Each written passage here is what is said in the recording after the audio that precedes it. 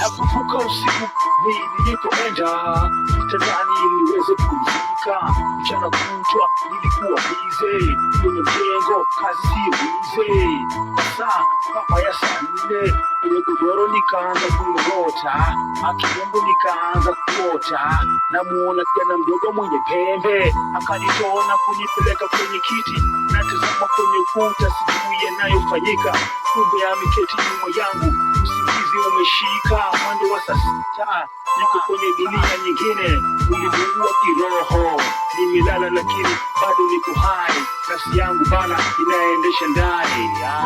Nimelala kwenye floor, godoro langu kwenye floor, anaingia huyu jana mdogo mwenye pembe, ajarisha na kwa ameingia kama vile mzee. Pepo mkali ukagonga, kashuka na kuanza kuomba. Nimelala kwenye floor, godoro langu kwenye floor, anaingia huyu jana mdogo mwenye pembe, ajarisha na kwa ameingia kama vile mzee.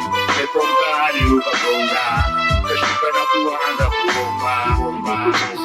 Nikashuka nikitazama taa langu linawaka, akapotea na kuingia kichaka, na mimi nikaendelea kulala. Kidogo dogo akarudi, ana tabia za kurudi kwenye uso, akaanza kunipulizia ni kama kitambaa ananivutia, maji makali kwenye macho, anacheka inavyowasha. Nikashtuka, niko kwenye kiti, hivi sasa nilitoka vipi? Kwenye kiti nilifika vipi? Hapo nyuma yangu anacheka, nikakimbia na kumteka. Alipotaka kutoroka nikamuweka chini kama mkeka.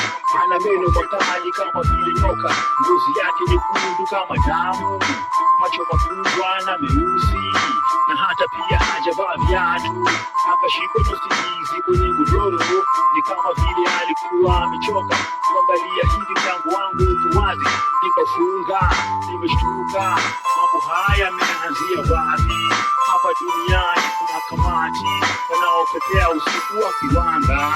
Nikashtuka, hivi sasa mbona huyu amevalia viraka, lakini ni kama anataka nipeleka naye, ametumwa tuende naye.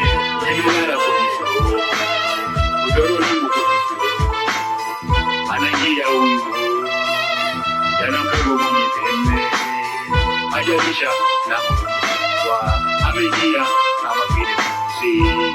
Pepo mkali ukagonga, kashuka na kuanza kuomba. Nimelala kwenye floor, godoro langu kwenye floor, anaingia huyu jana mdogo mwenye pembe, ajarisha na kwa ameingia kama vile mzee. Pepo mkali